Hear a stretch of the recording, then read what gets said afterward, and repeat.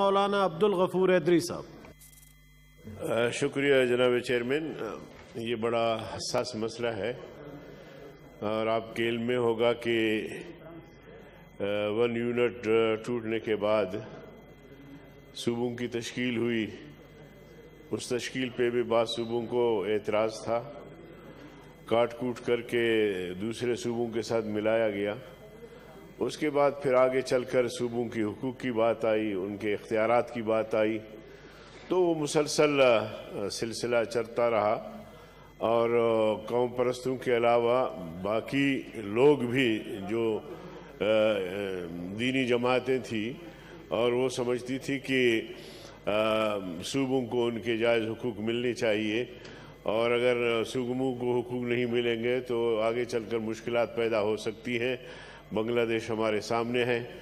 تو کرا کے بڑی مشکل سے 18ویں ترمیم منظور کرائی گئی, اور میں نہیں سمجھتا کہ 18ویں ترمیم سے بے صوبوں کے سارے مسائل حل ہو گئے, لیکن ایک اشک شوئی ہوئی.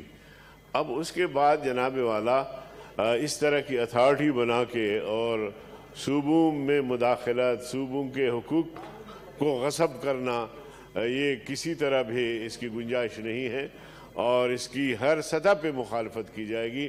تو میں سمجھتا ہوں کہ اس اتھارٹی کو توڑ دیا جائے, اس کو ختم کر دیا جائے, اور صوبوں کے جو اپنے اختیارات ہے یا سینیٹر ایوب آفریدی صاحب پلیز سنیں آپ لوگ. جی, صوبوں کے جو اپنے اتھارٹیز ہیں ان کو فعال کیا جائے. سیاحت اور گوادر کی ترقی, ساحلی علاقوں کی ترقی, وہ تو اپنی جگہ پہ رہ گئے. سی پیک کا جو ایک بڑا منصوبہ تھا جو 70 ارب ڈالر کا, وہ جا کے جناب چیئرمین آپ کی چیئرمین شپ میں خاموش سارا کچھ ہو گیا ہے.